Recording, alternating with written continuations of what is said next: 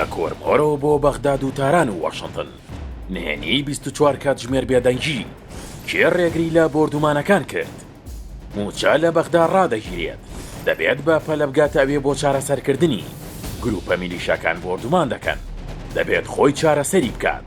ئەمریکا و ئێران خەریکە هەرێم بکەنە مەیدانی جەنگ هەر دەبێت ئەو چارەسەری بکات.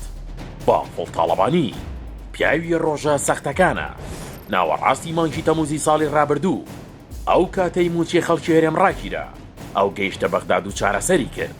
3 مانگ پێش ئێستا کاتێک بۆردومانی کێڵگەی غازی کۆرمۆر کرا هەر خۆی چارەسەری کرد. ڕێگری لەو گروپە لە یاسا دەرچوو عێراقیانە کرد هێرش بکەنە سەر پێگە ئابوووریەکانی هەرێم.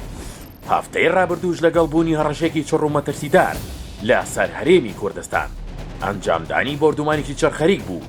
هەرێمی کوردستان بکرێتە مەیدانی جەنگ هەردوو بەرەی ئیسرائیل و ئەمریکا لەلایەک و ئێران لەلایەکی دیکە. ئەم جارە شەرخۆی لەگەڵ هەردوو جەمسەری شەڕەکەدا قسەی کردو پەیامی ڕوونی خۆی پێگەیاندون کە ڕنگدانەوەی لەسەر دۆخەکە بوو.